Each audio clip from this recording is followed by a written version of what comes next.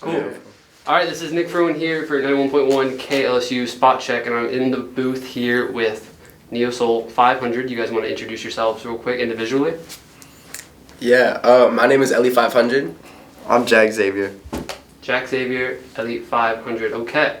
So, did you add Ellie500, like, but when you were working as an artist before, and then, you know what I mean? Like, was it Ellie500 before the NeoSeoul, or did you add it on afterwards? Yeah, it was. So what's the 500?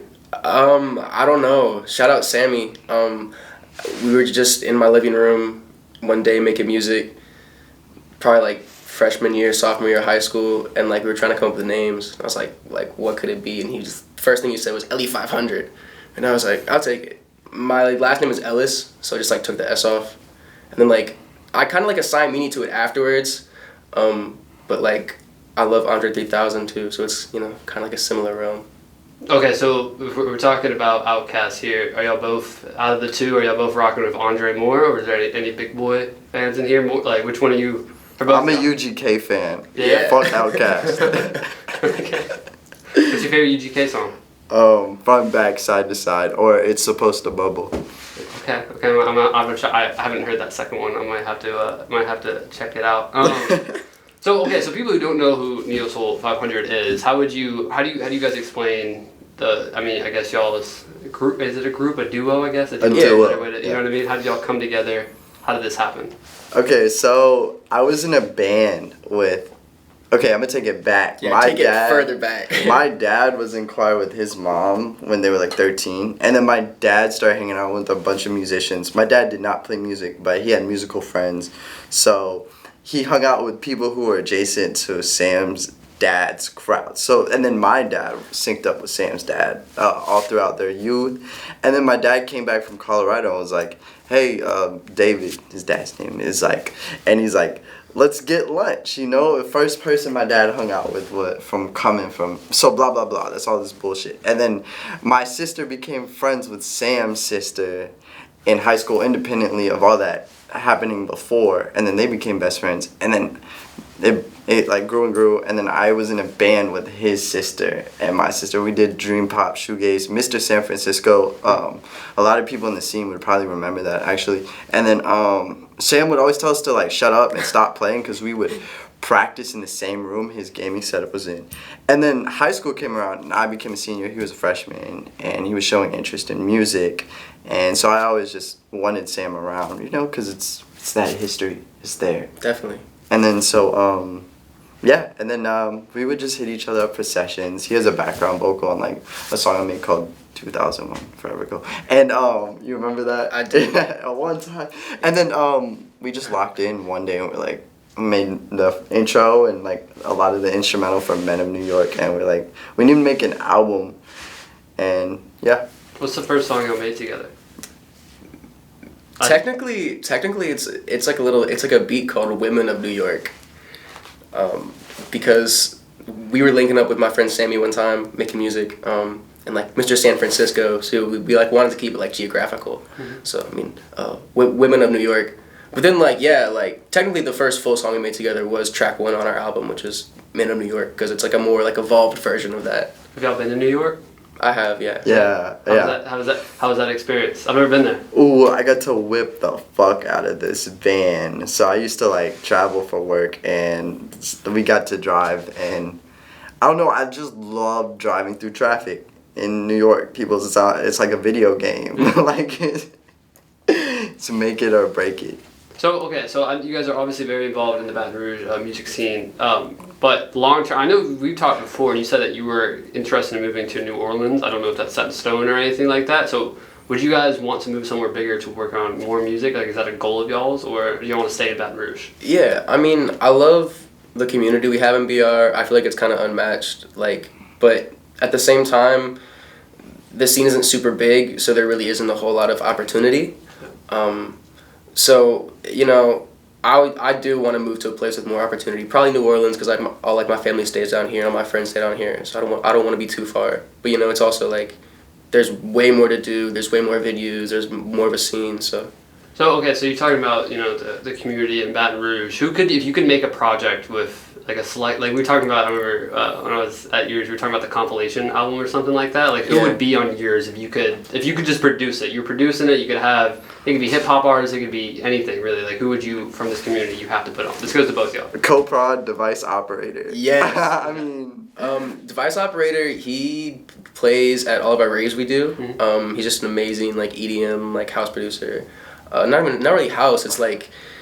How would you describe it? Like vaporwavy, quick, but like sped up vaporwave shit. I know that sounds like it doesn't make sense, but trust me, it's amazing. And yeah. So the raves y'all do, for the people who don't know, can you give a little? What is that? What does that look like? What are they called? What does that entail? Future X Youth. It's to have some sort of free place so people can go. Literally, it's free, but also like free minded, free body, dress how you want, bring everyone you want. And it's beautiful to see. Yeah, it's just, and it grows and grows. People just keep multiplying, and and everyone is so special. So yeah. Also, like, shout out Yes We Cannibal for giving us like a place to perform and like do all these shows. They're like a really great venue here. Staple of the community at this point. They always seem to be putting people on that like seem to be not smaller, but you know what I mean. Like they're starting off, but they'll give you even if it's just good art. You know what I mean? Like they'll really put you on, which I always appreciate. Kind of a 180 here. That shirt is that not the shirt that Frank Ocean is wearing that in that track? Okay. So this is gonna make sense in a second. The other night when we were at the his listening party, I was listening party. We were asking what was if anybody could drop an album, right? Who would you want? Somebody said Frank Ocean. So I'm gonna ask y'all that question, right? Yeah. You could have any artist drop an album right now. Who would you want to drop? Go first, cause it's gonna take me a second. I gotta think Dead about or that one alive. too. Let me just throw that in there. Okay. Dead or alive. Maybe see if you say Jeff Beck. Actually, can I create one in my head? You want to create an artist or create like a collaboration type? Yeah. So there's this group called Viscay. Okay. They made this song called Zender. I think either the band name is Zender. It's like beautiful R&B. It's like very produced R&B. Remember that song that me and Elena were laying on the floor to? Yeah. That song, produced by them, an album for Stevie Wonder as like a goodbye album, and then that would be like Stevie's last album, and then like Standing on the Corner would be on that, and Solange, and like that's why like I went like an experimental R&B just like masterpiece, but headed by the king of soul. So that's your answer? Yeah. I like that answer. That was very specific. Yeah. Ellie? I mean, if we're talking about collaboration, I really want like a D'Angelo like Aphex Twin album. all right. Well, okay, so we'll just no collaboration, just like solo artists, or it could be a band too. Like you know what I mean, just like a solo act, I guess. Who y'all going with? Oh shit. Honestly, like Arthur Veracai. That's it. Yeah. Okay, so he's like a Brazilian, maybe Portuguese composer. Okay. And he dropped this like masterpiece. I think Kanye sampled it. Did he sample something? Was it the album Just Arthur or Veracai? Yeah, it's just self-titled. It came out in 1971, and MPB was that movement, so it was like Brazilian people, not to be confused with traditional Brazilian music, they just loved American sound, so they were like, fuck it, let's try it, and it came out with all these cool artists like Milton Nascimento, and my sister I know all this shit because my older sister, Allison, who DJ'd here. Yeah, shout out her, she used to do Pangea, right? Yeah, so, and my sister... And you have another sister. Yeah. So, I love that shit though. Yeah, I thought he was dead until he did music with Hiatus Coyote. They dropped a single together. I was dude, I was like, no way. Bro, it's still around? Yeah. I like listened to that song last night for the first time in a while. It's when it came up. Yeah. So on the way to this interview, it looks like y'all both drove over, right? What were y'all listening to in the car over here? Okay, I was listening to Junkie by Brockhampton. Okay. I just rolled down the windows. I love that song. That song like got me into like a lot of like what I listen to now. But like, yeah, I was listening to that, just like rolled down the windows, blasting it, and then like I pulled in the parking lot, and then "Famous" by Kanye came on, and I was like, all right, I gotta sit in here and finish this song now. Definitely Kenny G. Okay, I've been checking out some Kenny G recently. So, I mean, are y'all the type of people, like, when you listen to music, do you, like, listen to the same... Because I know for me, there's, like, 30, 40 tracks I listen to for, like, a week, and then I move on to some different shit. Is that how y'all are, or do you listen to, like, new shit all the time? It depends. Like, sometimes I'll listen to it, like, she knows that I'll listen to a song, like, 10 times. Like, what's on your Spotify repeat right now? Oh, okay. Oh, you were asking about that's that. That's a good question. I love Arya by A$AP Rocky and Nigo. Yeah. Yeah, Arya. I listen to Arya a lot. 1-1, Brian Eno. Shout out Warp Records. And then Cocteau Twins, Maybe Evangeline. we can play this over there. Okay, I'm just being dumb. Drive Me Crazy, Lil Yachty. But Cocteau Twins, White Armor. So I honestly listen to either, like, right now it's like trap or ambient. Does it depend on dream where you're pop. at? Like if you're driving in the car versus if you're at home chilling, you know what I mean? Yeah. Like, No, honestly, it's just like a blend because I don't know. My brain can go everywhere. He knows that. Yeah. Yeah. what you got? All right, so I got at the top is High Horse by me. Oh, yeah. And then see we got the new Scaring the Hose, JPEG Mafia and Danny Brown, like a lot of stuff on there. I haven't listened to that album yet. I've heard a lot of good things about it. What is It's as someone who crazy. makes music? What do you think about it? Let's hear it. I love JPEG's style. It's just like glitched out soul, pretty much. Yeah. That's like my favorite thing ever. So it's like that, but like crazier, and it's mixed terribly, kind of on purpose. They like recorded it in cool. this big room, no padding, no like acoustic, anything, like just crazy room reverb and That stuff. adds to the appeal for you to this album. Yeah, it's just like it like makes more sense if like you listen to the whole thing just to get the whole idea of just making like shitty music, but it being like super hard. Fair enough. What else you got on there? I got a lot of Odyssey. Shout out Odyssey. I got Muddy Maya. She's super fire. Wakai, Angel, Lango, like a lot of BR people. 454, Gyra. Is it Angel off the new EP or is it because I've been listening to the new EP, but I really like the one he dropped, I Want You. That one is gas. Yeah. That one, I really fuck with that one. But which one is that off the new EP that you got? Which one is it? You Hate Me. Oh, You Hate Me? Yeah. He was in here just the other day. We had him. I said to go out like next week. I think he was freestyling off of this thing. Like he had 4 or 5 beats. It was actually pretty hard. He is good. Oh no, he's special. We finished. I gave him like 4 beats that I handcrafted, right? Not handcrafted, but I handpicked. And then he was like, "You got more?" And I was like, "Dude, I guess so. Like I can keep pulling shit up. We can keep rolling with it." There was a night where his car was locked in. We had like a 10-hour work day. Like I had been doing shit. Everyone had been doing shit. We shot a music video, recorded a song, and then his car. Okay, after we finished recording the video for the song that we recorded that day in the same night, bro's car was blocked in and his roommates were sleeping who blocked him in. So Angel was blocked in after Angel has a full day of making music. And then we're like, bro, it's like 2 a.m. Yeah. Someone had given them a free 8 grams of weed too in the middle of a hotel. I'm not gonna get into that full story. I think they're arrested now, but yeah, he got that, like arrested like the day after. Yeah, because he was trying to get rid of his pack, so he just. But okay, so anyways, Angel just is like we're just like Angel. The mic is waiting. The mic is hot. Bro records like 4 songs just because his car is blocked in. Like that man is special. Yeah. He can knock anything out of the park, make a full song, make something enjoyable. Well, he said during the interview, he was like, "Yeah, I recorded this whole EP in or like a good amount of this EP in like 4 or 5 days." I was like, "That's crazy." You know what I mean? Like it's just like it's so wild to me. All right, I have a 180 question. Gonna switch it up. Might be a little feisty for you. Y'all both have good fashion taste, good style, right? Between the two of y'all, who do you think's got the better style? The right answer would be you tell me I have better style, and then I tell you you have better style. Yeah, I mean that's what I was gonna say. I was gonna say you, and you're probably gonna say me. So yeah. Okay, fair enough. Yeah, I wanted to see what the answer would be. That's definitely one of the things I noticed. I said to you when you rolled up, I was like, looking. I like the fit. Good thing we got the video going. It is Easter today, so you said you were back home for Easter and you drove over today. Y'all are celebrating Easter with the family because y'all both have family like from Baton Rouge. And Louisiana. Yeah. So say y'all moved away. You know, you go to I'm gonna say something like random, like New York for 10 years, had a music career, shit, right?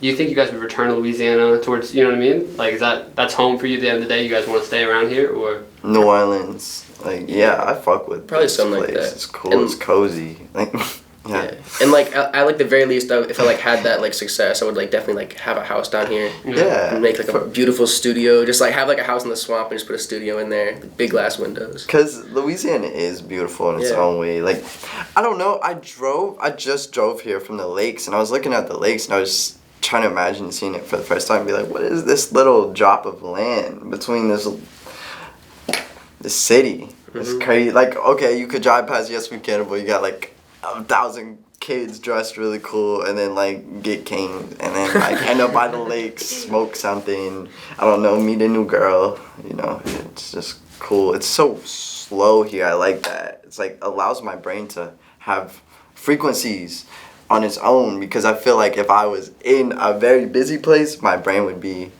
too overrun to get new ideas. So I like the slowness that I can receive my own original ideas. But with going to somewhere that moves a lot faster, right? Right. Like a bigger city, that like you were saying earlier, there's a lot more opportunity. You know what I mean? Opportunity, because there's more people there. There's more of a scene, I guess, Totally. like that. Because that's one thing I noticed about Baton Rouge. I've been living here for 4 years now. It is very slow, which Yes. is cool. I appreciate that. But after a while, it's just kind of like, all right, now I want more like artistic. You know what I mean? Like artistic things. That's why. And I don't know. I want to learn more about the New Orleans scene, because I've talked to a couple artists and I was like, I want to move down to New Orleans. I don't know if there's a big enough scene. You know what I mean? Like, I just don't know what the scene looks like down there. Can y'all put me on some New Orleans artists right now, off the top of the head? You know, like who if I'm into y'all stuff, who could I listen to? Lango.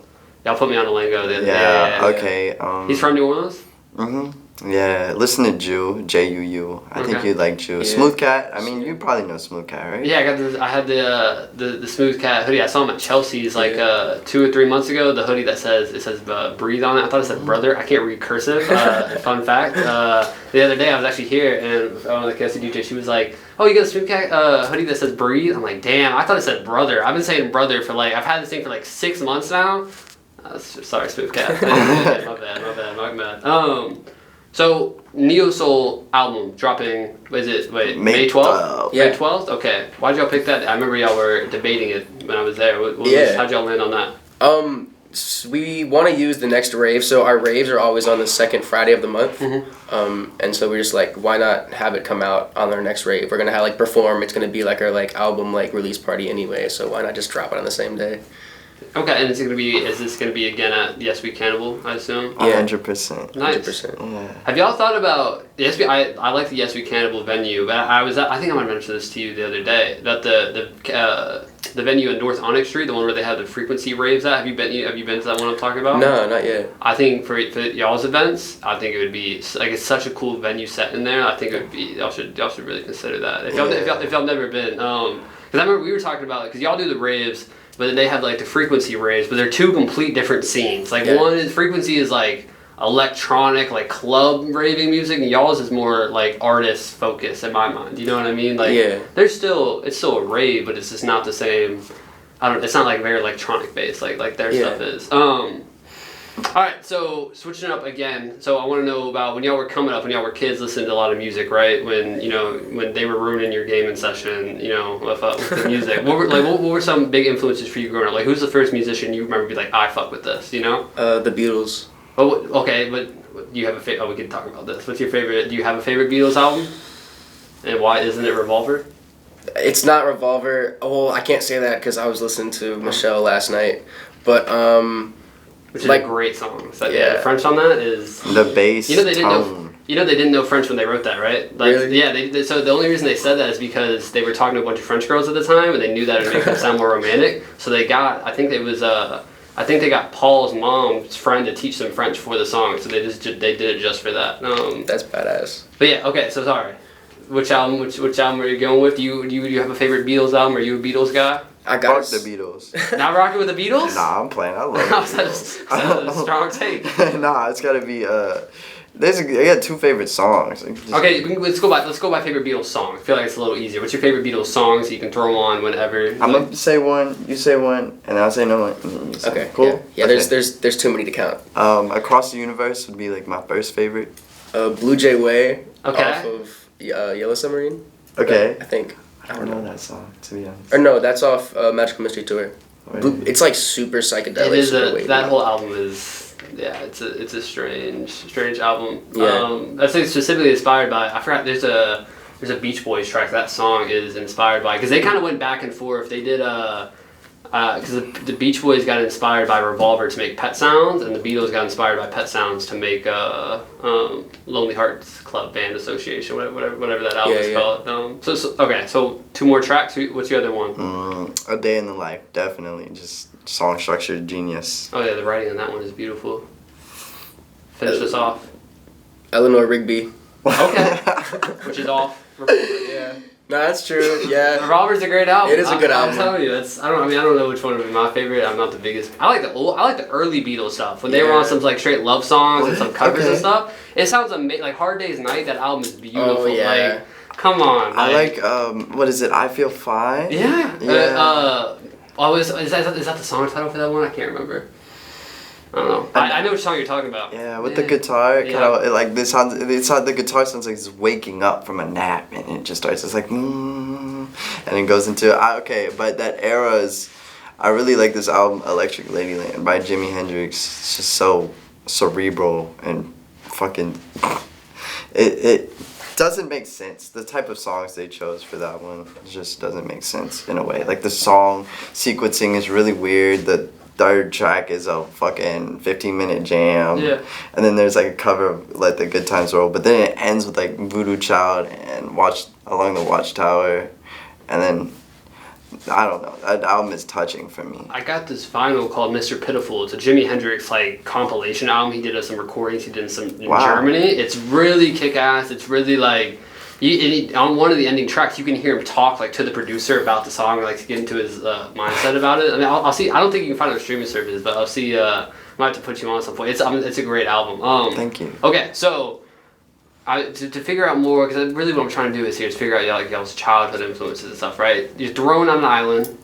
You have a record player, and you get 3 records. That's all you get to listen to for the rest until you either get rescued or you get off that bitch. Like Or die. Or die.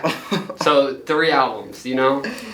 Is 3 too little? Should we do 5? Or? No, I think 3 is good. Let's make it hard. Let's make this suck. Let's make it. The first time I asked this question, I did 1, which is way too. Do you want to go for 1? No, let's do 3. Let's do 3. No, because I don't think you can answer that question. Actually, To Pimp a Butterfly. Okay. For 1. Solid. That was that was the first hip hop record I ever bought, like vinyl. I think I ever bought. Same. Yeah. And then I got If You Read This Is Too Late from Drake, which is not as high quality.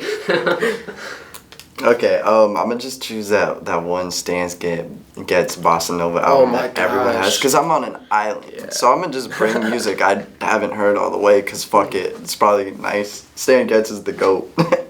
Just give me anything classic by Stan Getz for my first pick. What's your pick? You said Stan Getz. I'd probably bring, I can't think of the name. It's a Bill Evans album. Hold up. Do we get T-Rap? Yeah, probably like Undercurrent. by Bill Evans. And then I would bring probably Bluebell Knoll by the Cocteau Twins as my second pick. My favorite release by them. The one right before Heaven or Las Vegas, where they were just still... Because Heaven or Las Vegas is like full dream pop. But that one before, it's just more low-key and nice and calming and special. Veteran, JPEG Mafia. Wow. Okay. Yeah. That's T-Pap, J-Hood Mafia, and then you said the Bill Evans. Okay. Jack, finish us off. Okay, I have 2 choices. I could choose Promises by Pharoah Sanders, because that would just make me meditate the whole time, or I just need one Fuck It album if I need to kill a deer, and just Whole Lot of Red.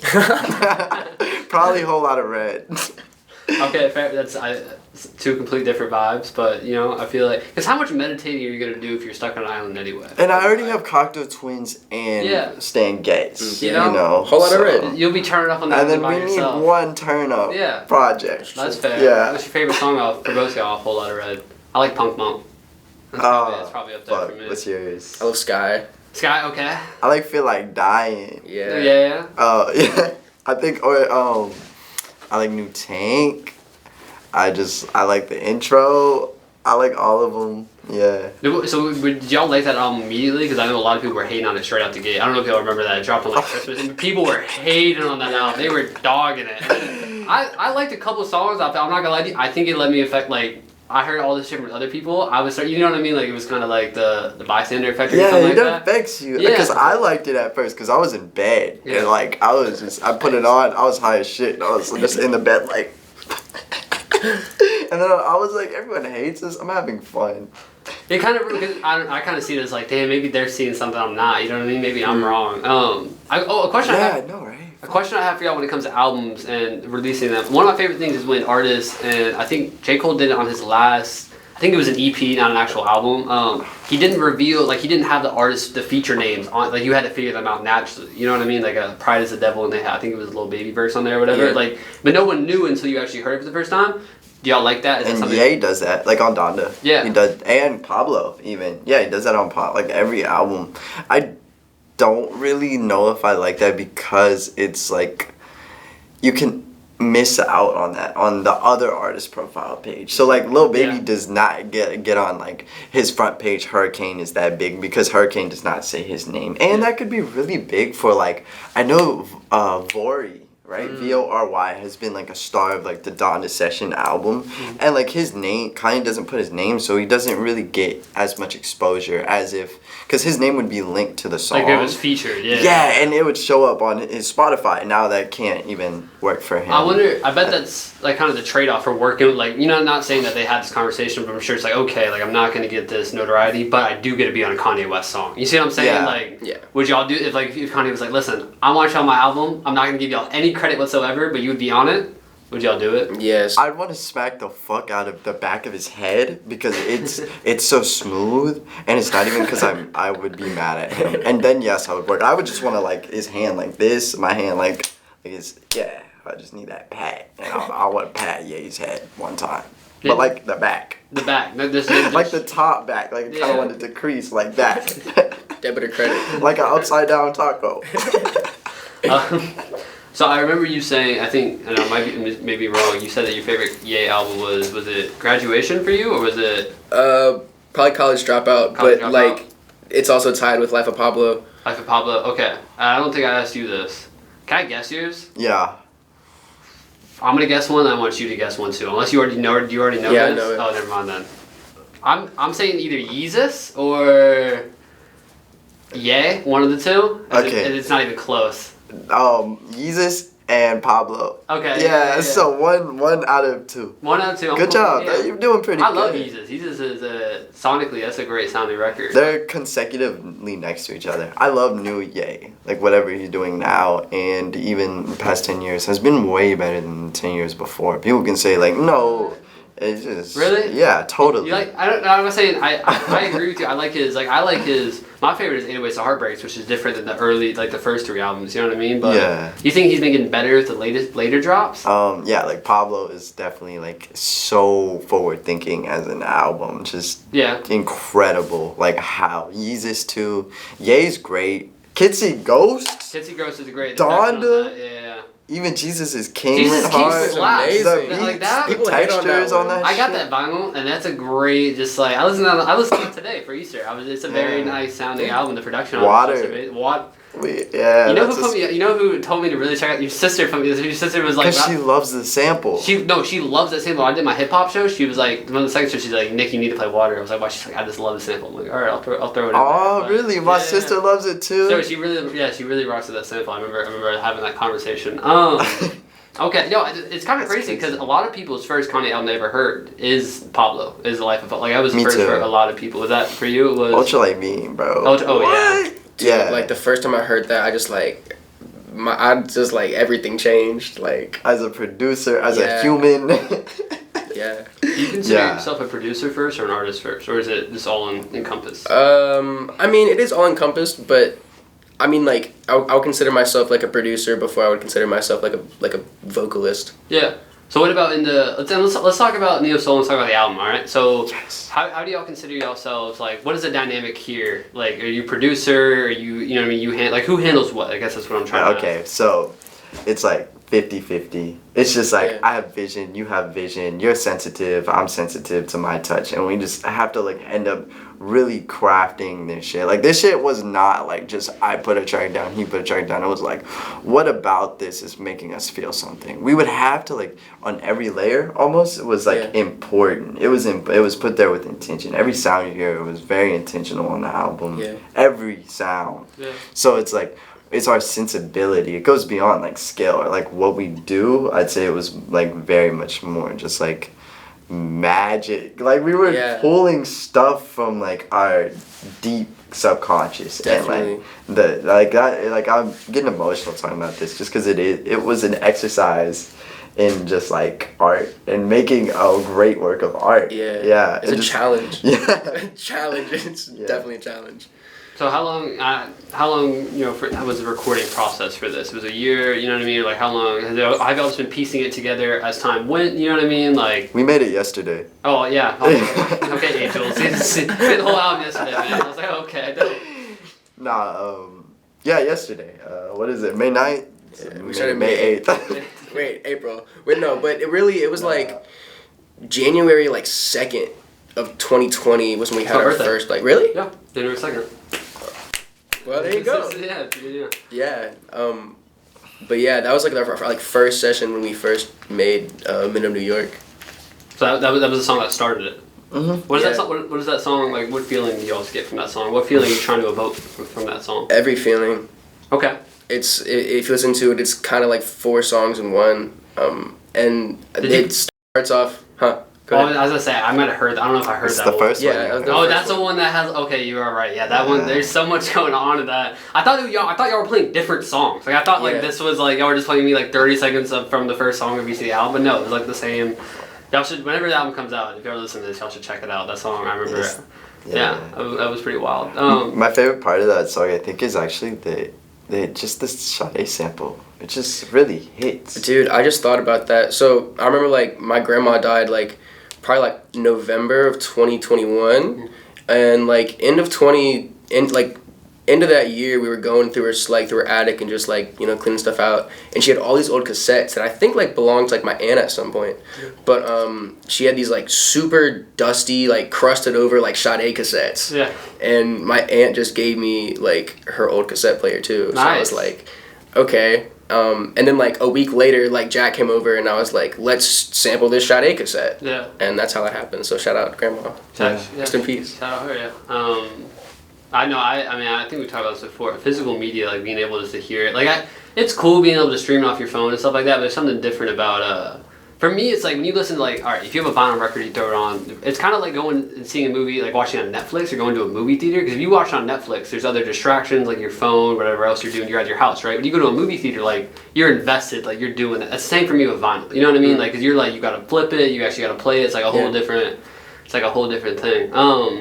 Now I remember saying that y'all's album, I haven't heard the full thing yet, let me just put that out there, but I think I've only heard 2 or 3 songs. It would sound good on vinyl, just because, like we said earlier, just because the way it transitions so smoothly between different sounds, I think it would be an interesting listen to on vinyl. Definitely. Can we listen to it after this? Is there somewhere we can listen to? We could throw it, what do you have it on, your phone or something like that? Yeah. Dude, I could connect it to this, we could play it right now. If y'all... Nah, just after. No, that's what I'm saying. We can do it here, not record it. Okay, fire. Yeah, but if you wanted to.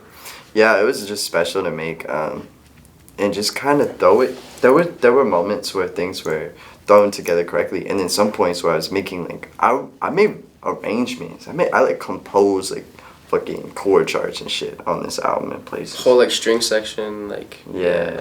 What was What was the most frustrating song to make or work on? Men of New York. Oh, the first one? Was it?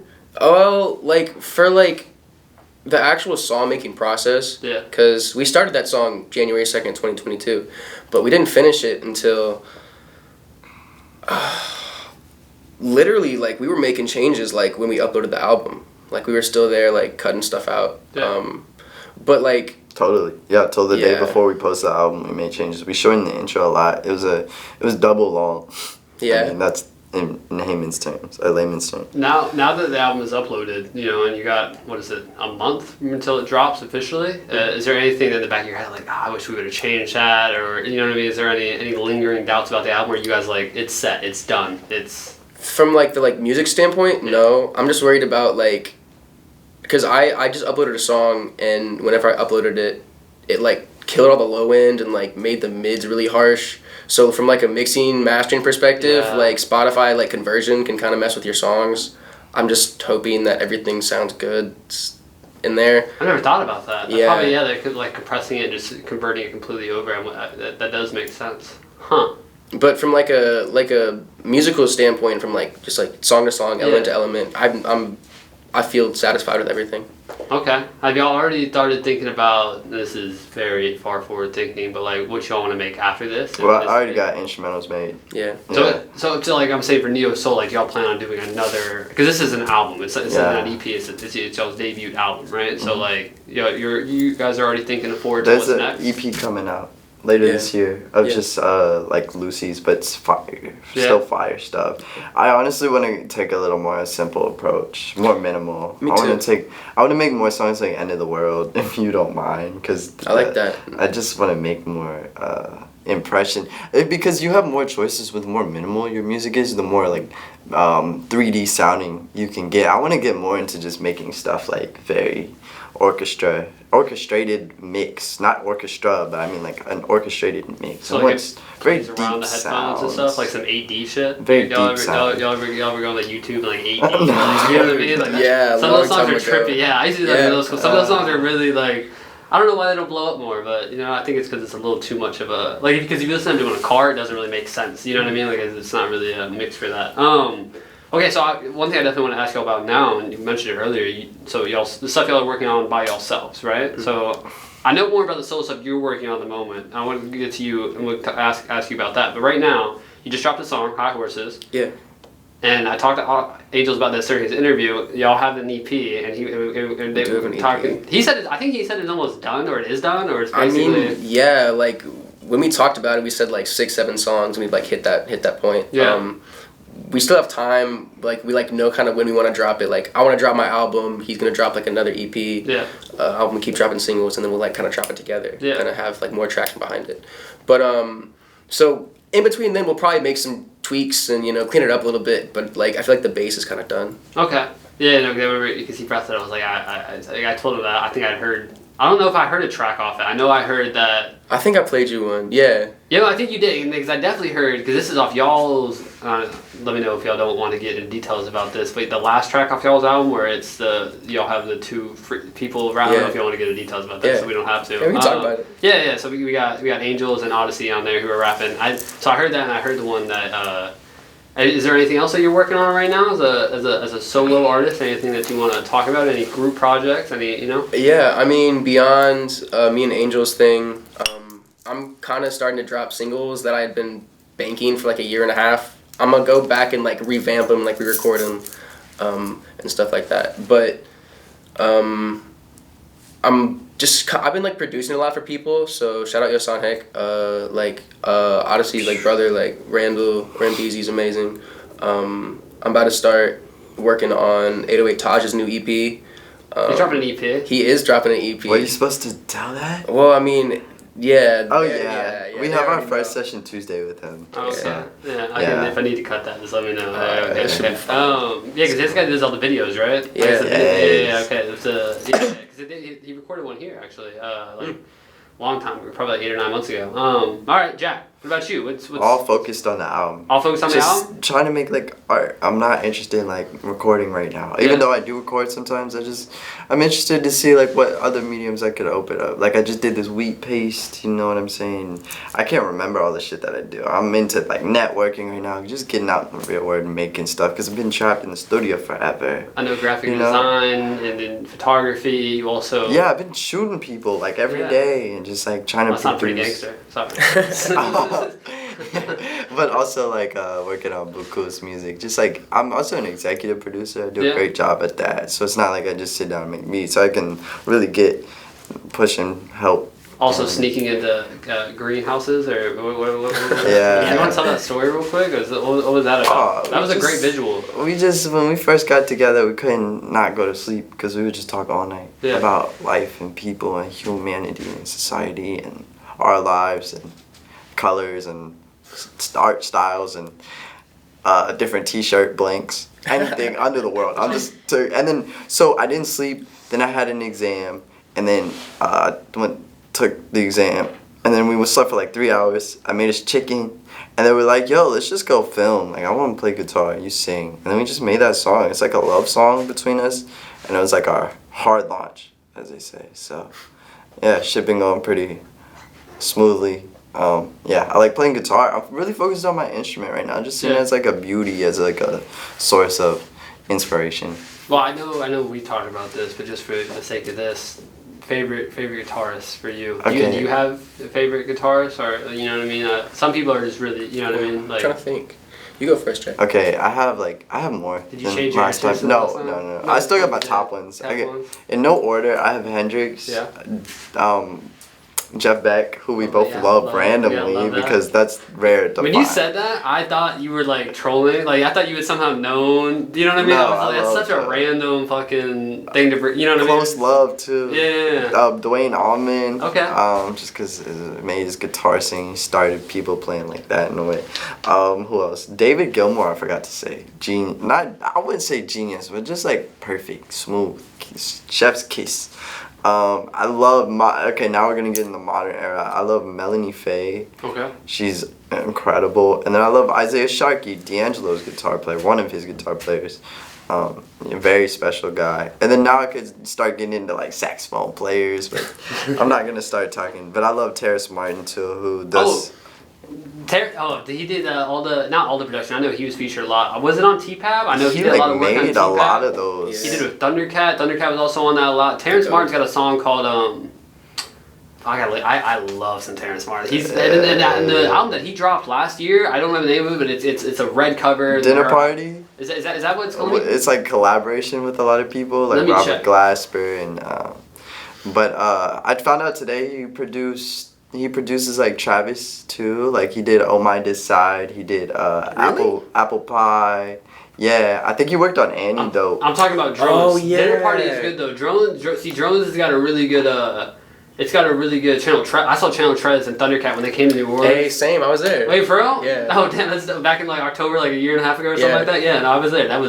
Love that show. But no, he's got a great. I think he's got a great Shmino verse on here. I love Shmino. I've definitely brought that up before. I'm a big Shmino guy, to be honest with you. I like Pudgy. Yeah. Yeah, I played that song, but it was too soft. Like this morning, me and her, we both woke up at the same time, and like I pressed play on a song and I had this speaker in the room and I just woke up like this at full volume and just bust out the bed without no explanation, just put my clothes on. Cause sometimes I want to be like a madman and then some days I want to be like SpongeBob and then sometimes I want to be like the Grinch. So where you at today? What Definitely SpongeBob. not SpongeBob. This was like what is it? Ghost Rider. I woke up like Ghost Rider. Yeah. All right. What about you? What would you describe your mood as today? One word. Not a character. We'll switch it up for you. Optimistic. Optimistic. Okay. Yeah. So one question I always like to ask is, what is I have days where I do a lot, right? I do a lot of work. I get super tired, and then I have I want to rejuvenate. I just want a day to myself. What does that look like for y'all? What does a successful self-care day look like for y'all? That's hard. I go too hard sometimes. Like I'm like sick right now. I wasn't You got taking me care sick. of myself. Yeah. Yeah. But I'm sick too. Like the way my brain works, and this is kind of ingrained from gymnastics, I think too. You did gymnastics? Yeah, for 12, 13 years. Oh wow, nice. Yeah, but it's just we always had to keep going during practice, and if we didn't go, we'd have to stop and do 25 push-ups. Oh, intense. Yeah, so it's stuff like that. It's just kind of ingrained in my work ethic now. So it's if I have an hour where I just sit on my phone, I'll just get super guilty. I'll just feel super guilty. Yeah. And it's okay, shit. What do I do next? I gotta go make a song, make a beat, make a video, So record some vocals. working. Always working. So there's never a complete day where you're just I'm just gonna relax. I'm just gonna take a step back. Because also working can be relaxing. You know what I mean? Sometimes I like to come in here and just edit songs, but I'm supposed to be relaxing. And that's relaxing to me. You know what I mean? I know. I see what you're saying. Okay, well let me phrase it differently. What does a successful, productive day look like for you? You know what I mean? What do you do in the morning? How do you get in the right? Yesterday when y'all performed yesterday, right? Mm-hmm. Okay. What did y'all do to prepare for that mentally? Get there. You know what I mean? Not think about it. Just don't give a fuck. Forget about it pretty much, and then just eat breakfast. Actually, I had an amazing day yesterday. How it happened? We woke up. Soundcheck was at 9, and I went and I had a flat tire. So I was like, baby, bring me. So we went, and it felt like it was so nice to just be in a creative space that early in the morning. Yeah. It felt like when you're going to get to the bus. That's on exactly a what field it felt trip. like. That's exactly what On it felt a like. field trip. It felt like a field trip day. And Yeah. then me and her made cheese and eggs and little mini bagels, but it was blueberry bagels, which I grew up on. So that's amazing. But on a show day, I always relax. It's the only time I allow myself to relax the full day because I know I'm gonna be bombarded with questions and talk and people bothering me in the best way possible. What's the number one thing that people do that bothers you? Sorry, it's a that's shit. a big question. That's for both y'all. Bother me. It's I have a pet peeve. What's your pet peeve? I don't like the sound of ice and water in a styrofoam cup like that.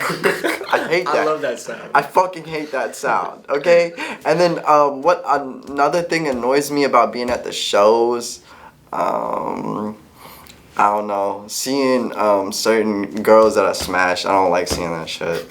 So. Yeah, and they don't try to talk to me. At the shows specifically, or just at any? Just at the shows. Oh, okay. At the shows, because at the shows I have to be there. True, you can't just leave. Yeah, I can't just walk out. I think it's more weird because they know you're going to be performing. Well, maybe not weird, but you know what I mean. But it's just like, damn, like they know you're going to be locked in there. Yeah, but I hope everyone has a great day watching this. All right, Sam, what annoys you about people? I don't like my time to get wasted. Jack will be late for stuff, and I'm like, Jack, why you late? Man. Okay, what's late? Okay, so say, you know what I mean? At what point you're like, all right, because you got to give a little leeway. You know what I mean? 5-10 minutes, right? So what's? Oh, I have a great follow question after this. Let me keep on with that. Give this one. 5-10, it's like okay, like whatever. You know? Yeah. 15, it's like all right. Once I get to like 20-25 minute mark, then it's like okay, like at least like let me know. Like it's like when people like are just like late and like they don't let me know. It's a respect thing for me. Exactly. Yeah, it's like you don't respect. You know what I mean? Like, because if you give me a heads up, I'll wait an hour. You know what I mean? Yeah, like, if it's I can like find something else to do with my time. If you're late, I'll be like, thank you. You respect me. More time to chill. All right, so here's a question, right? You got a date lined up with somebody you're really rocking with. Y'all are having a great time. You know what I mean? Like you're like 7th or 8th date. You know what I mean? You've been going for a little bit, right? How long would they no show, no call before you leave? Like if they're late. You see what I'm saying? Like what's because for me it's 30 minutes. Yeah, date. You're getting dinner or something. I don't know, some basic. Can I just tell a story? Tell a story. Let's One hear time I was on Tinder and I got this Tinder match and she was a complete catfish and I pulled up to pick her up and I was like I should just dip and then I was like I can't though, I'm kind of a good person, so I pick her up and I was like yeah, I like smoking. At one point I was like listening to jazz. She's like, you remind me of my grandfather, you like smoking cigars and listening to jazz. Yeah bitch, I'm smoking Black and Mild sometimes, okay? I'm addicted to nicotine. She's like, well you should Juul. And I was like damn, my card declined. So pretty much we were at Circle K. She bought me a Juul. And then I took her home and then I blocked her. This is all on the first date? I blocked her on everything after I got that nicotine. Was this in Baton Rouge? Yeah. Oh, okay, nice. Which Circle K was it? It was definitely the one off of. It was the closed one under the overpass where that gas station used to be. There was one directly across the street from Jimmy John's, and that was the Circle K. Oh yeah. Yeah, it was that one. And now it's like some. Now it's like a barbecue spot. I don't know what Something it is. like that. Yeah, so. You got the nicotine and dips. Oh yeah, that's all the fuck pussy. I don't want that pussy. I want that. I want that head buzz.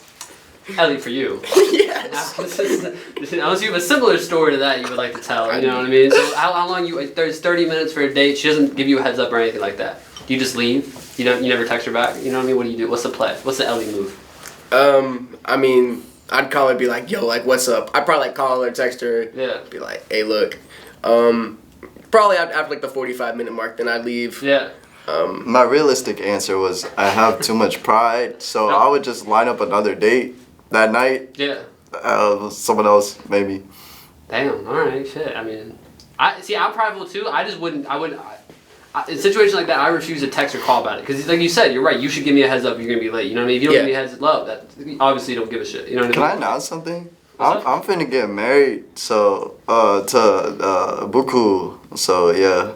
Hey, come here. Can you come here? Can you come show yourself? Come show it on this side. If you want to come around the camera. Just okay. Probably Cool. like right here is fine in between. Hi. All If right. you want to... Just say hi. 3 headsets in here. Hello. All right. Now go. All right. All right. Cool. Stream Buku deeper on YouTube though, the Tiny Desk performance, or else I will snap your fucking neck. Also, this is really random. Didn't YouTube repost you recently? Okay. You're right, on Instagram? Okay, because I think somebody reposted that and I followed and I saw that. And it just connected. That's amazing. Awesome. Wait, who reposted it? YouTube posted her. Oh, damn, wait, Like, what? Yeah. And she's That- on the front what the- page right now. She's getting a plaque next week, or 2 to 3 weeks. Yeah. She's getting her Son, YouTube plaque. damn. Yeah. No, That's crazy. I think you reposted it. I was like, when you introduced yourself, I was like, I know that name from somewhere. Okay, that congratulations. That is so awesome. Mixed and mastered by me. throw that in there. Real. Okay, so like I mentioned this to y'all, if somebody want to listen to y'all's music right now, right? There's not a lot on streaming, so like a NeoSeoul stuff. You know what I mean? There's only the nothing. one. Oh, Neo's interlude. Yeah, Neo's interlude Yeah, off that's it. Merlin from Odyssey. So tell me a little bit about that. Like how did that come about? Y'all making that track? How do y'all know Odyssey? Seems like y'all are very tapped in with him. Yeah. So, Odyssey, boom, Instagram exists. And I'm like, hey, Eddie, you seem cool. Let's hang out. Because honestly, I work with artists, like, off of their music and their look. You got to have some sort of look to want to work. Because, I don't know, I like things that are stylized. Do you mean like fashion taste? Or do you mean just like Every aesthetic of the page and everything like that? Style, Just, fashion. Let's admit it. I mean, we're all like that. You know what I'm saying? I don't know if we all are, but I am, and so I don't care. So, anyways, and I'm like, you seem cool. Let's work. I was doing waiter. Like, you know what I'm saying? And then he came over, and then you came over, and we deprived ourselves for like 6 hours of food and like water, and we just like cooked up a song called Black Cat. It's not out yet. And then we got Cowboy Chicken, and then we saw Owl on a power line. Yeah. And then time goes by, and then now they record a lot with Sam, and we're over there. So Neo's interlude came along. We were deep into our mixing and mastering process, so you're starting to get very Annoyed. let's say short-tempered. his devil horns was coming out slowly, like you know how Pinocchio's and your horns were. His horns come out at the part of the recording process. Yeah, like that. and then I had to like really Harry laid down the keys to no metronome. That's why it sounds so beautiful. He laid down vocals. I was like, fuck, I need to get on this though. And then so my guitar's in there, and we fought over that song. That was like the biggest fight we had because you didn't want to help me run FL, but I really knew I could add a really nice guitar to it, and it did. So that's how it went about. And it was recorded out of the amp.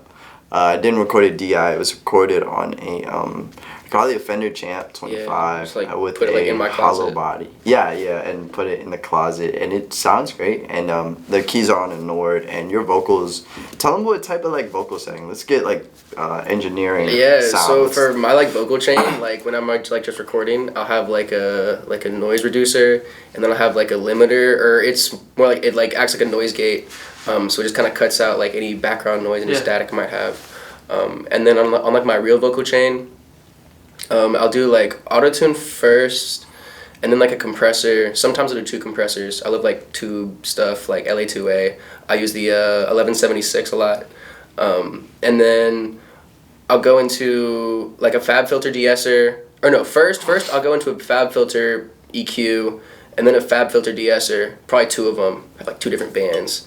And then sometimes I'll have the reverb in the vocal chain. Sometimes I'll make a send, and then like have the reverb be played on like a separate track, so it like makes it sound more full. What? Yeah. Tell me about It's that. probably like No. I will say I don't know the complete like engineer stuff side of it, but I think it's very interesting because it does change how it sounds. You know what I mean? At the end of the day, it's very important. So and then when you were telling me that, I have a question. Do y'all remember the first song y'all ever made?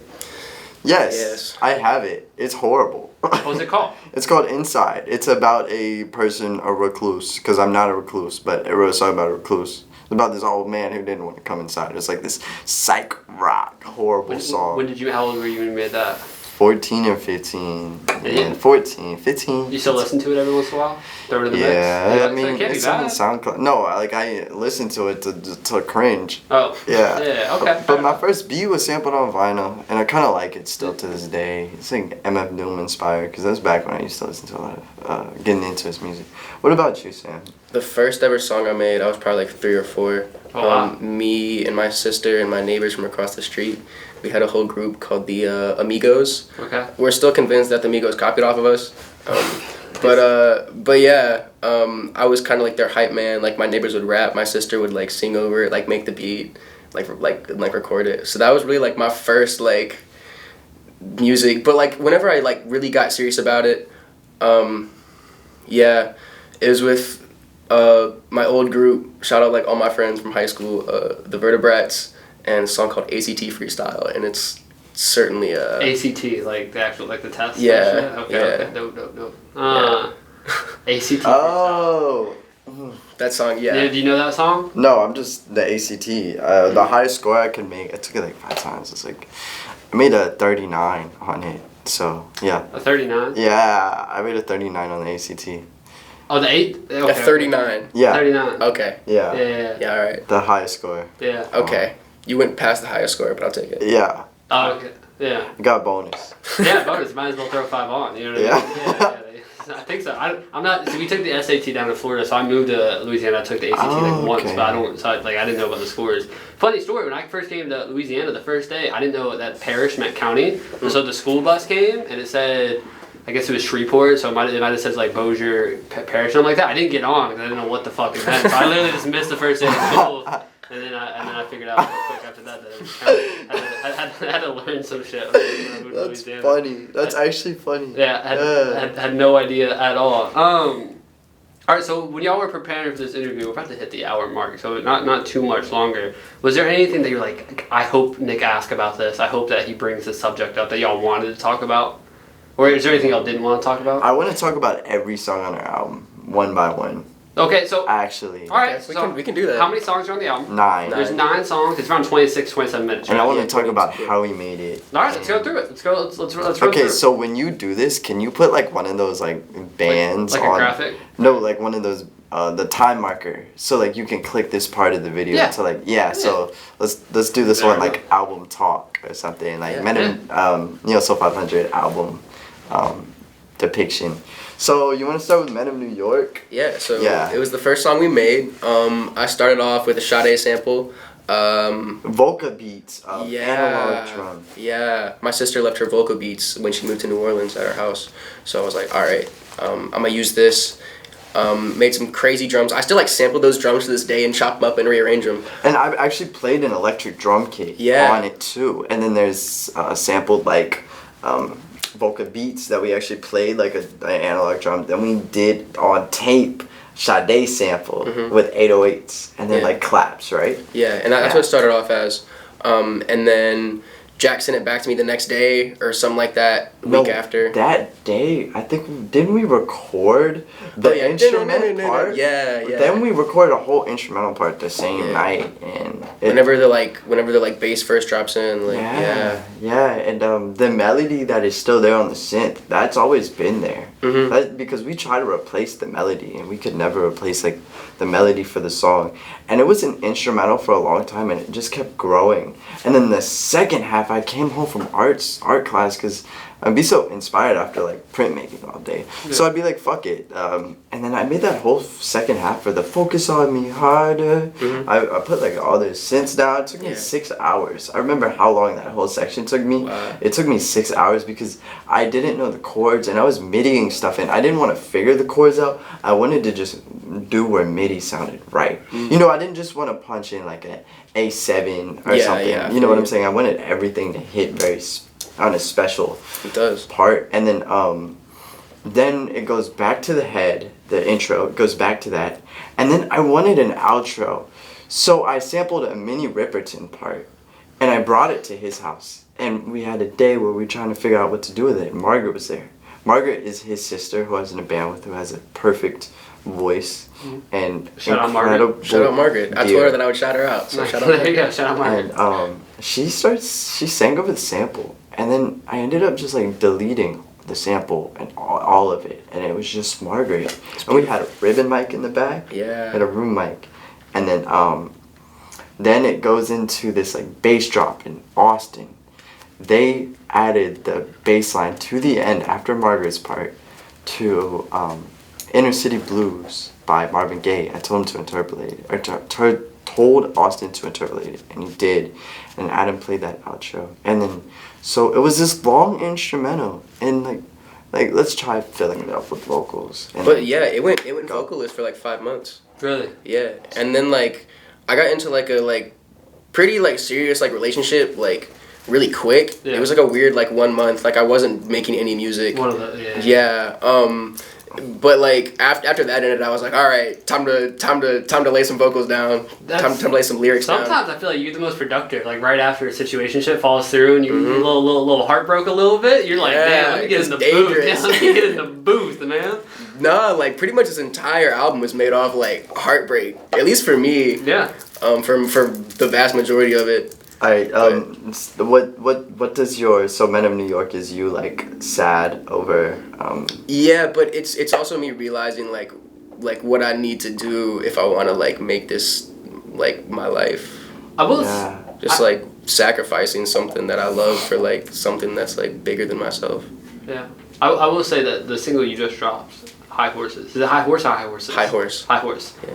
That is also seems to be about heartbreak too. Maybe Yeah. or maybe not specifically. Maybe it's not about like romantic, but it seems like it's something along Yeah, those it lines, was. right? Okay, yeah. Yeah. I figured. And I remember you said that you made that song like a couple years back, and so it was just okay, cool, yeah. Because I remember the first time I heard that, I was like, yeah, someone, this is fresh out the heartbreak. You know what I mean? Yeah. No, right on. Okay, so that was the first track. Yeah, you wanna run Sage? Yeah, Sage. So this song we made pretty much you brought the beat in. Yeah, I just completely finished, made it in 30 minutes. I sampled a song called High Flying by Hiroshi. It's a Japanese, very famous, like on the internet. You'll find him on playlists.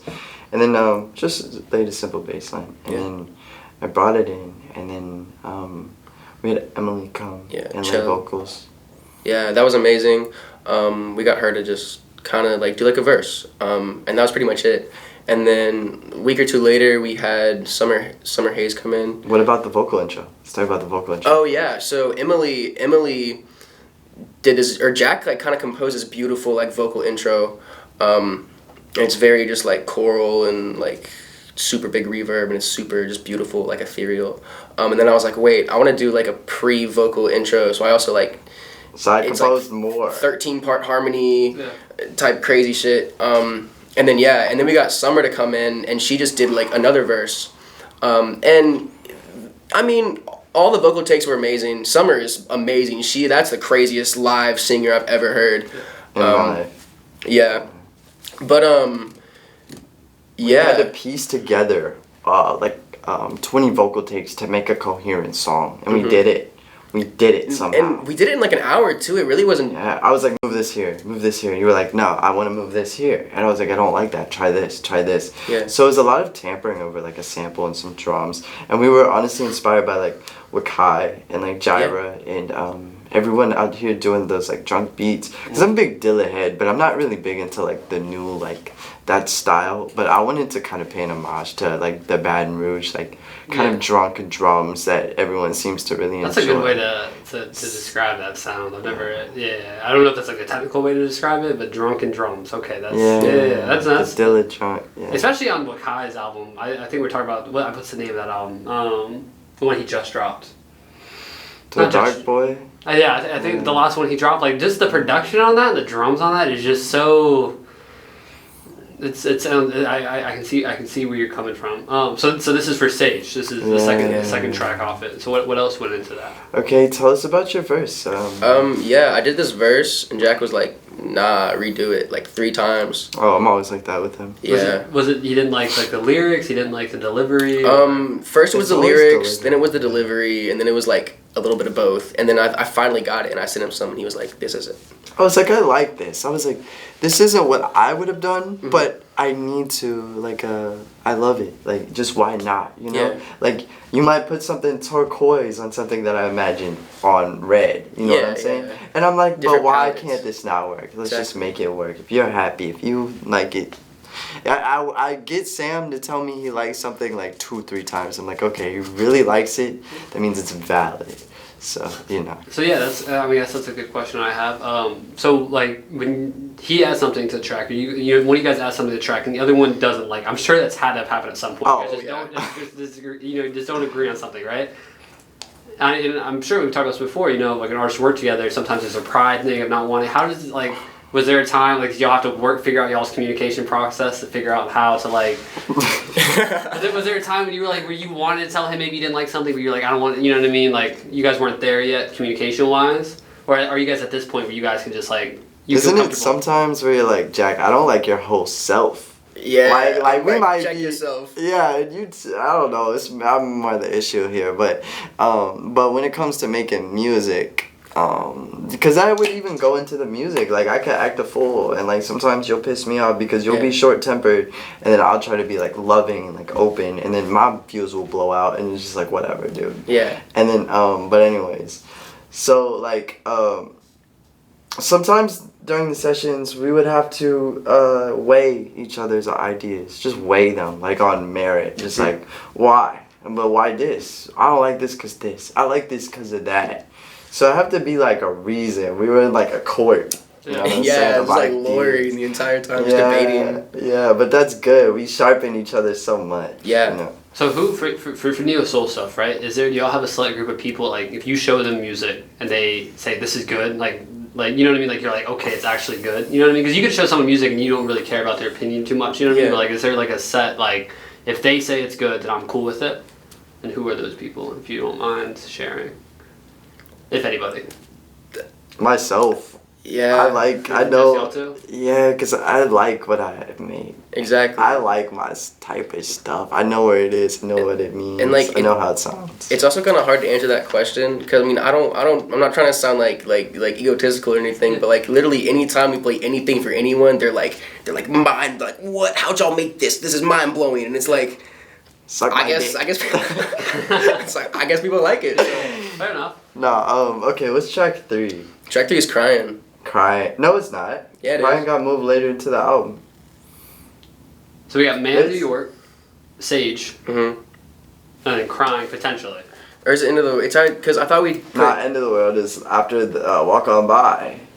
Let's see who Sage, Planet Astral, bro. Oh who yeah, has Planet the best Astral. memory of Neo Soul. Oh, I guess it's Shaq. Yeah, Planet Astral. So we kept restructuring the album until Yeah. the last minute. But Planet Astral is a sample I found when I was hanging out with my friend Mike a lot. Shout out Mike. Mike's a really good guy. Shout out Mike. And, he is.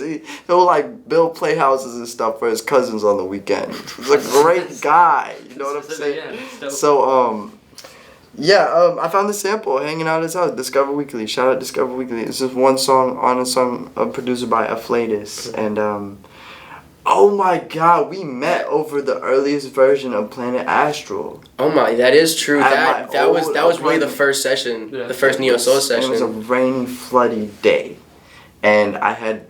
Never mind, but you know, yeah, you had gotten dropped off after being a senior in high school, and I was in college at on East State, so I lived on East State, so, and then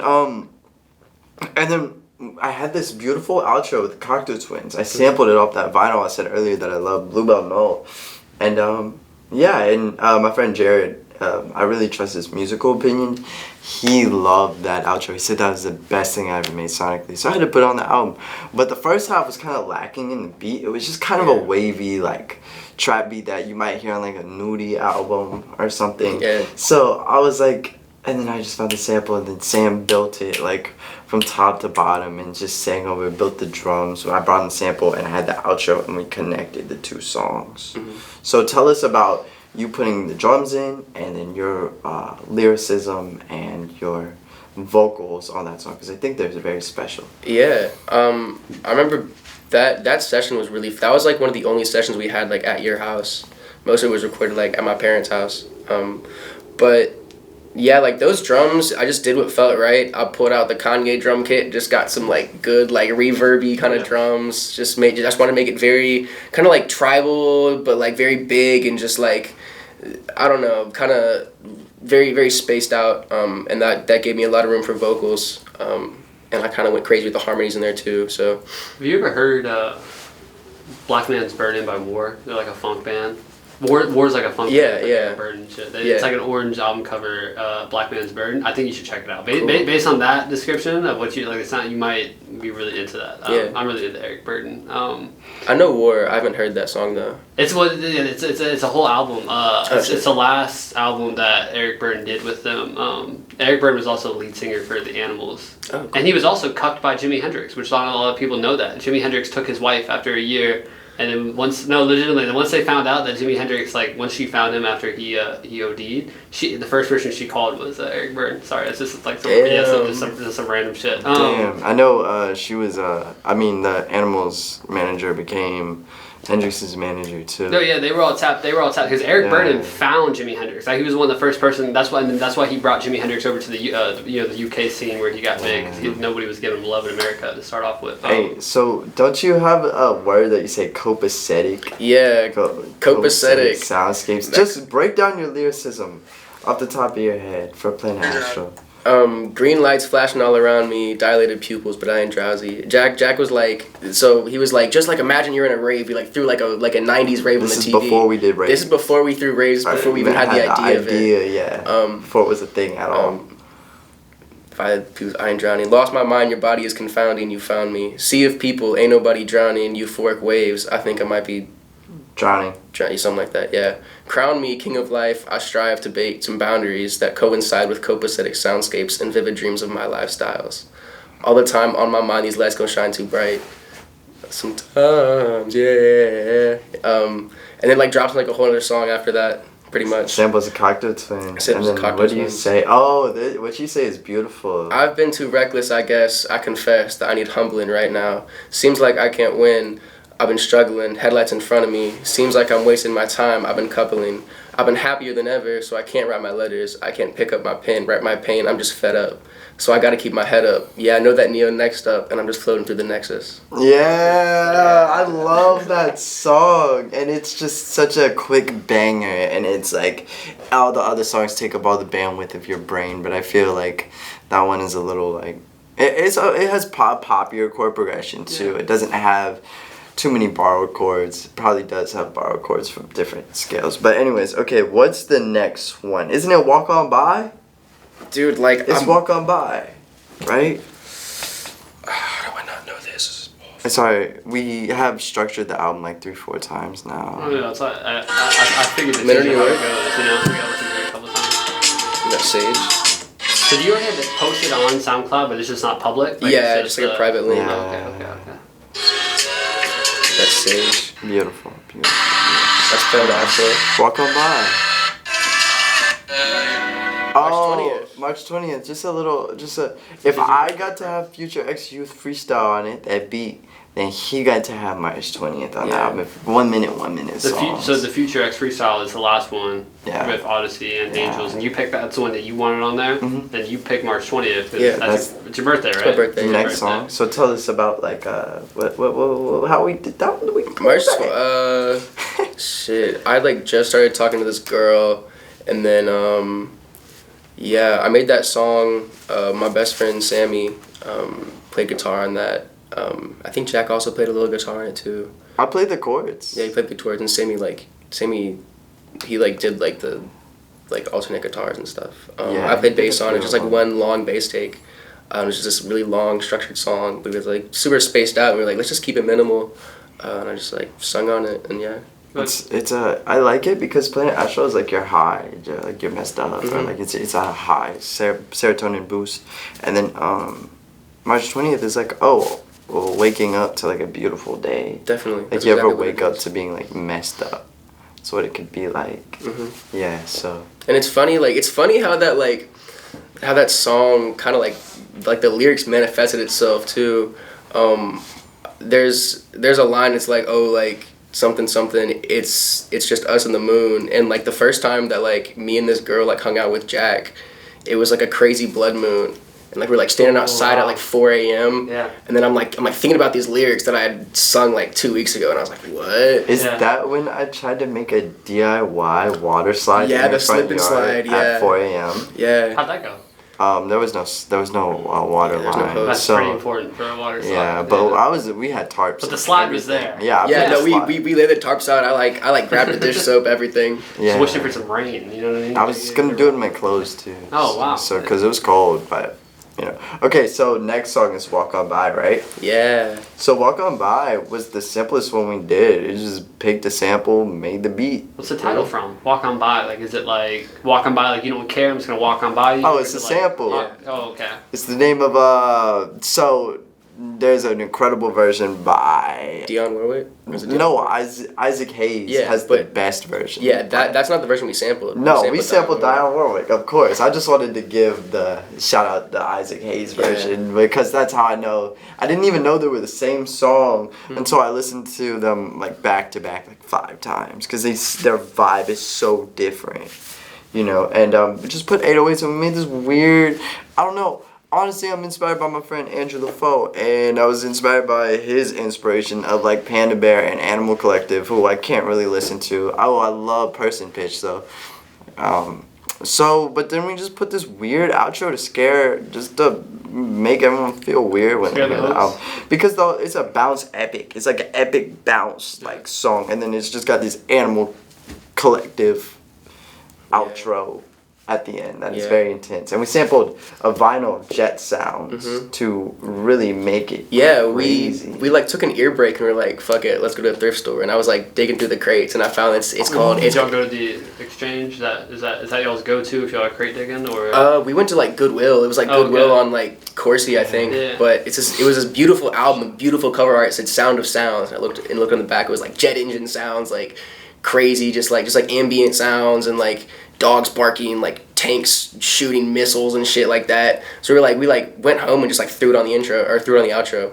We also sampled some like New Orleans SZA. bounce and SZA. On the outro, Yeah. with the backwards sound, and then the next song is "End of the World." Wait. Oh, what's up? Also on Walk On By, we brought the wind chimes. My mom had these super long wind chimes on our back porch. And we took them off, brought them in the studio room, and just like recorded it. And just, sang like, hit over 'em. 'em. Yeah, You I can like hear my sang over voice. them. Yeah. And it goes into Diane Warwick playing the piano, and then it turns into a fire ass bounce beat, and it's just you just hear bounce for a while, and like marching band breaks and stuff like that into like Animal Collective. And then it goes into a song I completely produced by myself. It's one song on the album that has minimal production from someone else, maybe one synth from you on the outro, and Max picked the drum samples, but I structured them. Yeah. So I like did them, and so the first half of the song was What's the title? Sorry. it's called End of the World. End of the World, okay, Yeah. cool. So the instrumental was nice. I sent it to him one night while we were working on the album. And it's like, hey, I really like this. It's a very dreamy instrumental. I stole the chords from Black Hole Sun. I found this random jazz chart of Black Hole Sun. I want to hear that. So I just like took it and I like played it and structured it myself how I heard it. And it's just like this beautiful ambient guitar piece with like one sub bass. I'm just playing the root note the whole time because I can't play piano. And all the bass you hear is live, so I'm like playing that shit by hand. But and then Sam really liked it. It's got back mask guitars and Sam really liked it. So we went to his house and bro started singing the blues, and I didn't know he could sing the blues like that. And it was like- amazing. That week was like the most depressed I've like ever been. Oh, that's when the blues be hidden. That's Dude, yeah. yes. That's what I'm saying. After the heartbreak happens, like No, you yeah. get into your bag. You know? Super gloomy outside. Like, yeah, it was. Do you like old blues stuff, like records and stuff like that? Yeah. I remember you and him were talking about Definitely. definitely into some blues shit. So that's End of the World. And I told him to imagine just like they have these huge dust storms that happen where everything is like red. Yeah. And I told him to kind of imagine being there and like the world's about to end. And so he sang about that, and it was wonderful. It was amazing. It was all like one take too. Like I like never really freestyle a whole lot, but that was just one take for the first like lead vocal, and then under that I just built it up On your and Jay-Z broke it shit. down, and yeah, sort of. And then the second half of the song, we made a very experimental version later, but we opted out because we made the outro, which is a. Oh wait, you want to talk about the mid section? Oh yeah, that was a fun day. I We were just put the mic. I just called a bunch of people and like sampled their voice. They're like, "Hello, what's up, everyone?" And yeah, and that's in the song, and it's under this, and it ends with a head bass, then goes into that, and then the outro recorded at Max's house, and I laid the guitar and the drums down, and then you added synth, and then you just kind of freestyle, and that part reminds me of Margaret the most. Really? Yeah. Word. Yeah, come can hear to me. Yeah. Yeah. Yeah. So tell me about like that, or just any part of the song, because I know you kind of freestyle the outro. Yeah. Yeah. This is for End of the World, so. Yeah. So what were you feel? Yeah, what were you feeling when you made this outro? The outro, I was feeling wavy that day. I mean, like, anytime I go to Max's house and we record, it just gets good energy. Very like, I just feel like I'm like on top of the world. Oh, okay. So I You did just the feel like vocals dreamy. that night too. Yeah, dreamscapes. I can't see straight. Need another hand. So we cut that whole outro in one night. In 20 minutes, 25 minutes max, because Max had to kick us out. We were actually like our time was ticking, so, and it's amazing how we were able to capture that sound in 25 minutes. It's so infectious when we play it live. I think that's my favorite part of any live show is the outro. You too? I like, yeah, it's So sick. It's so sick. I love the video of us performing last night. You're like tweaking like to the song, and I'm just like playing guitar like just like not there. Yeah. no, I'm just like, what the hell? Yeah, but okay, and then what's next? What do we have next? I think if I'm counting correctly, I think we're at 5 or 6 songs. One of those two. I don't know. So Okay. 2 or 3 more left. So what? Crying, right? Yeah, crying in the club. Crying in the club. That's what it's called. Crying in the club. Sad boy song, or what's? Not Or really. is it the It's opposite? more of Just the title is sad. yeah. That was like the second song we made Bounce song with some blue notes in over it. like a Alicia Keys sample. Yeah, it was the second thing we made. Did my dad do the 808s? Like it's No, I did the 808s in my room by myself at like 12 in the morning. I'm pretty sure like my dad laid some 808s down at one point though, huh? Like is he like can't? I think so. No, I touched the bass spot all by myself at my. Wait. Yeah, could no, cause like I like did he? I did 808s first, and like my dad came and tweaked them, and then like you. And then I went home yeah. and went crazy. Yeah, that's what happened. By myself. Yeah, I added some piano, and that was a song with bounce breaks and some. We got Joe Sangik on his first day in America. We got him on the song even. And there's he cut the vocal outro first time, the first session of that song, and it was our second session ever. So, and he did this beautiful vocal outro that is incredible, and in like 2-3 takes, you know, because on the file it just has 2 takes, and it sounds great. And Crying on the Clubs is mostly instrumental until he hits a vocal solo. So and Adam shreds. Guitar. Yeah. Oh my dude, like anytime I hear those guitars come up, I just like pan them so it like hits you in one ear, then it comes together and crazy shit. That's like, my least favorite song. Really? You said least favorite? Yeah, because I've heard it 1,000 times. That makes sense. But What's your most favorite? Huh? What's your favorite out of the album? I mean, unless I think you just said your favorite to perform seems to be the outro. End of the World. End of the World. Yeah. What's y'all's favorite to listen to? Like you come on like. I love listening to Sage. My favorite song. Second one, right? Yeah. Yeah. Men of New York, because New York? it's sick. It's Alright. sick, yeah. I can't wait to hear all. I love End of the World too, though. End of the World really, I feel represented when I hear that song, and in Men of New York too. But End of the World is like a safe space in a way, because I made it at my crib, and the funny part is, End of the World, I was trying to make like a fucking Dr. Dre type beat. I wanted to learn how to make G-Funk, and I just made like beautiful ambient shoegaze stuff. It just happens like that. Yeah, no, I was gonna say it's not connected at all in my head, but Yeah. it's not that many days. And you pull up their synths. Yeah. So like they got a sub bass in G-Funk, and then I had a sub bass. That's how you got there? Yeah. Yeah. It was just sub bass and like guitar, and I was like, I'm feeling. Okay. Electra? Oh wow. Wait, so we're at just finished up Crying in the Club. Yes. Now you said Electra? Electra Aegis. Wait, no, wait. What do we And call now it? it's called Serotonin Syndrome. And before it was called Perk 500 Remix. Yeah. 500. I think we were gonna name it because it's an ambient piece. I actually like chorded it out, like wrote. It went through like 3 for what it is, and went through so many transformations. I was really influenced by arguing in a relationship. Like, people, I know people can feel this. You can be like heartbroken in a relationship, and that's a bad feeling. Like, they won't feel you when you're trying to get through things. But whatever, fuck it. So I came to his house supremely depressed. Yeah, I was like, that's like the lowest I've ever seen Jack that day. Yeah, and like Austin came by, and Austin started playing synth, and with a Volca chord, a Volca synth. It's not the Volca beats we used on track 1, which is a drum machine. This is just a synth. It's a tiny synth, like this big, and I was really influenced by Death's Dynamic Shroud that day, because when I'm sad, I won't listen to extremely sad music. I'll listen to music that's sad but empowering at the same time, because I'm not just trying to like wallow in it. Yeah. I get in that mind space where I'm like real sad, and I listen to like other sad music that perpetuates the sadness, because like I feel like it's like a relatable, even though it's probably not good for you, you know what I mean? It's like a relatable thing. Totally. Yeah. Exactly. But I was listening to during that whole time, because you know, like, I don't know. And so I was in Death's Dynamic Shroud. I was getting really into them. They're amazing. They're an electronic. There's trio, I think, and I just saw them at Gasa Gasa with George Clinton and Nick Frewin. It was amazing. So, anyways, like, so I was just like, we need to slow down samples, vocal samples, and we need to have synths, and we need to make it weird. And it went through so many transformations. That's the song I remember making the absolute least, because it was so heady how we made it. Yeah. It was like we wasn't even on Earth. We weren't like, we were just making sounds. Yeah, exactly. And then I wrote like this whole fucking string arrangement over it, and then it ends with like backmask of like back reverse Bill Evans on vinyl, and I got you to call. Yeah, Jack was like, call your ex. And I was like, what? It was like a month after we had broken up. And I was like, okay. So I called her and I was like, yo, like, we're doing this for the album. Yeah. But I was just like trying to make conversation for like 2 minutes. Yeah. Just, like, You forgot your belt, he said. Yeah, I was like, yeah, like, I still have your belt or something. Which is always intentional, I believe.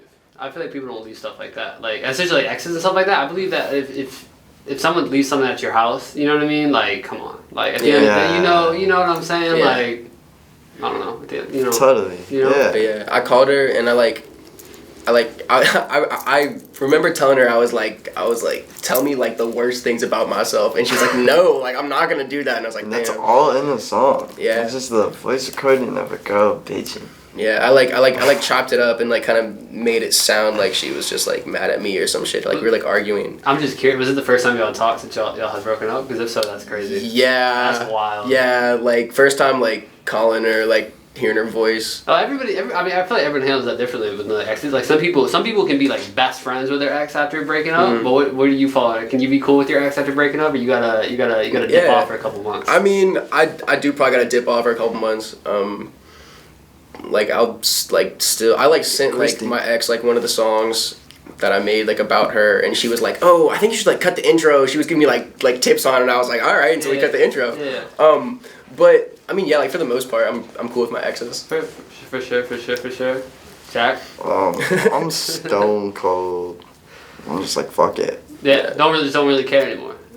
Yeah, I just like strong in that way. Yeah. I don't know. Fair enough.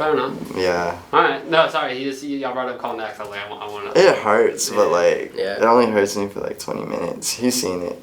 Yeah.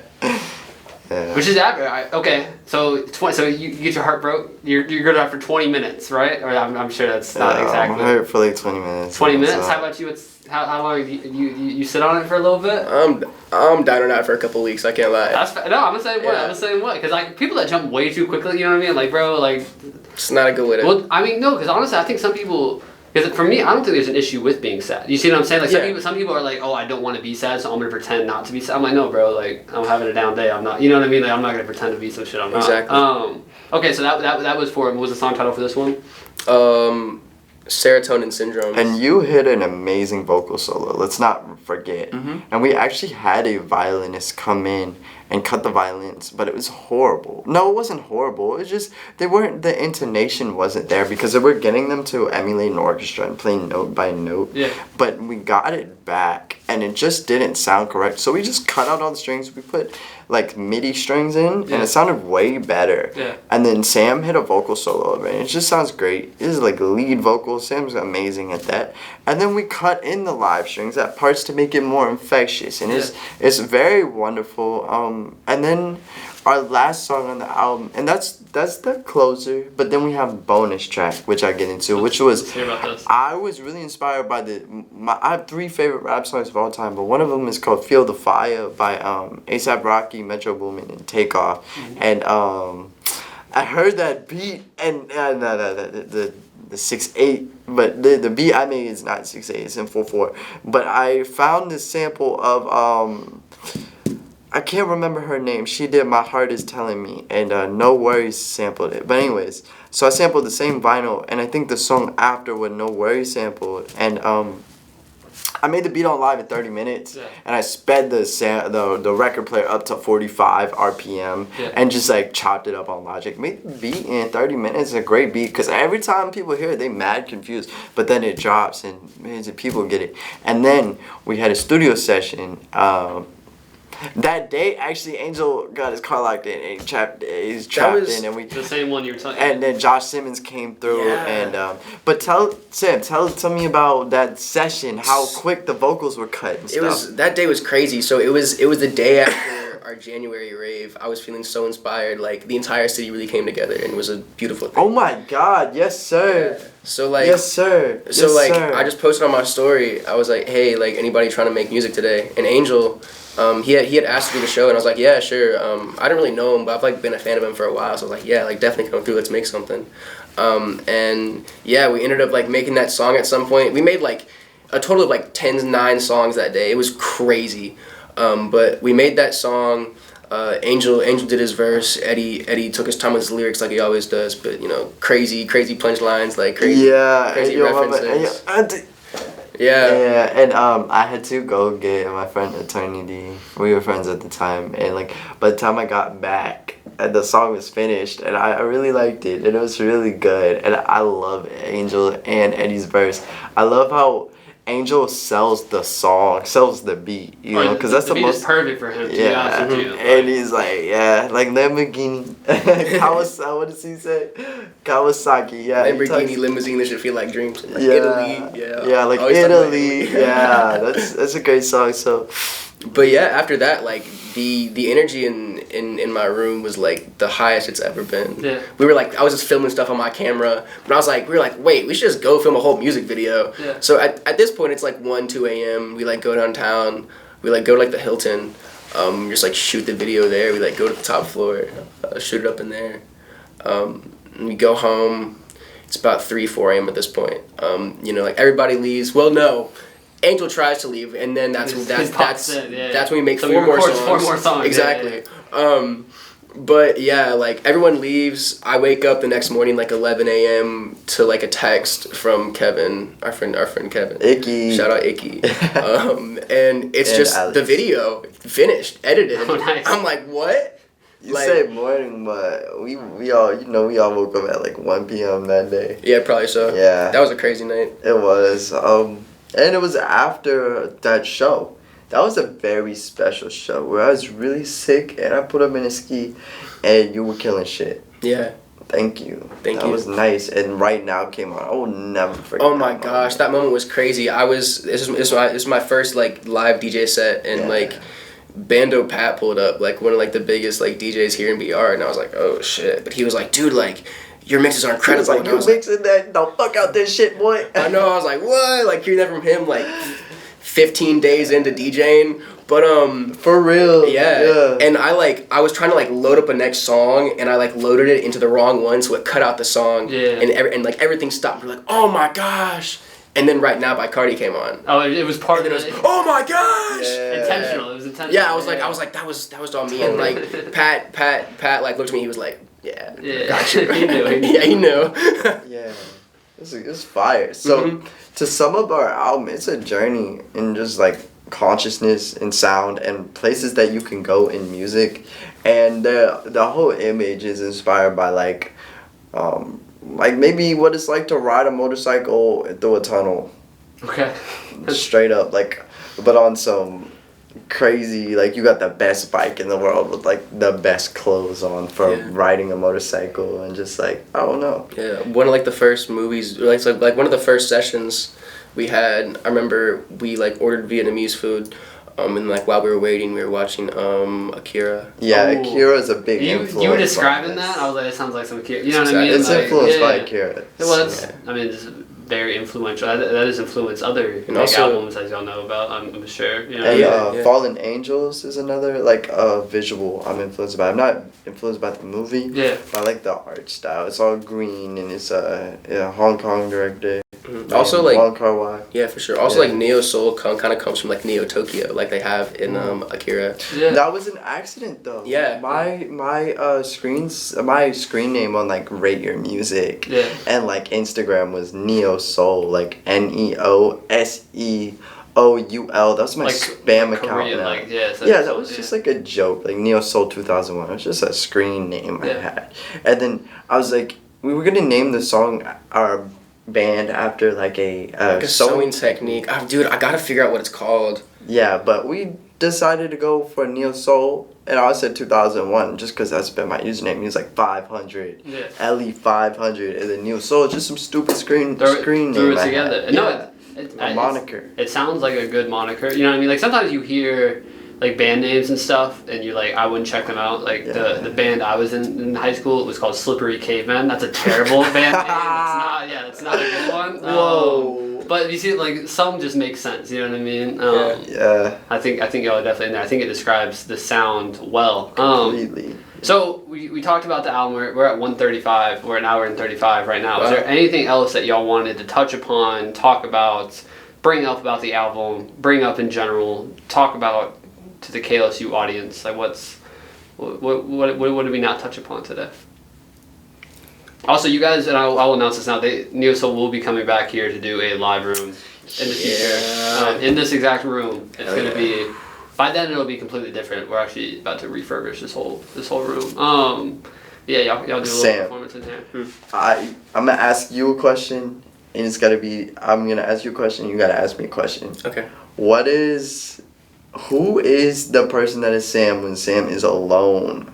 That's a great question. Wait, what? Who is the Sam? Who is the Sam when he is alone? Who is that guy? What does he think about it? How does he feel? Oh, he's so antsy. He's so antsy. He'll sit on the couch and like get on his phone, and he's like, and then he's guilty. He's like, why am I on my phone? Why am I not doing something productive? So it's like, fuck it, I'm gonna go run 3 miles, and I go run 3 miles, or I'll go rock climb, or go kayak or something, and I'll come back, and it's like, I get on my phone and I'm like, nah. And then I go and it's like 3 miles. Yeah, nah. And then I'll like make a beat, make a song, DJ a song, be like, hey, like who's trying to come make music? Yeah. But yeah, I'm always very antsy. Like, I have to be productive, or else I'll like kind of start thinking too much. Yeah, and that gets dangerous. No, I definitely have been there. It sounds like I'm not as productive as I did know. Saw you did the kayaking shit. I think that's pretty cool. You do it on the lake, so that's pretty dope. That's pretty dope. What was your question for Jack? What are we throwing at Jack? If you could have,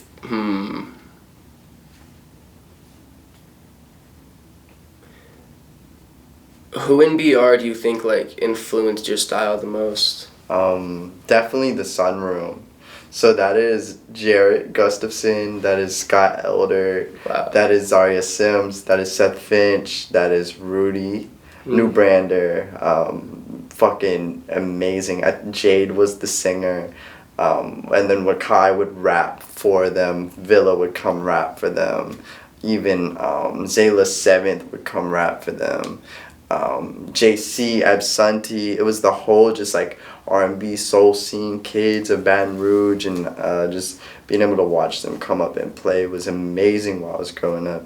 And your sister and I were both classmates with them, and you know, seeing Seth go so hard at playing piano was so cool. And I'll always just be like a student to people that are that talented as a musician, because I know I will never get like to that level of technicality of like jazz and like very fucked like playing all that crazy. Maybe one day, you know, maybe, but I don't know if that's there, because too loose of a soul to practice every day like that. But so influential.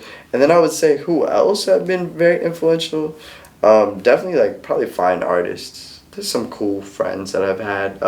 Just sitting down and listening to vinyl, you know, like with my friend Andrew and Braden and Jared has been a big influence, and he is a fine artist and just like a visionary type soul. So it's the musicians, but it's also more than the music. It's the like the concepts, maybe just like the impact that it can have, and just art and fashion, music, it's cool.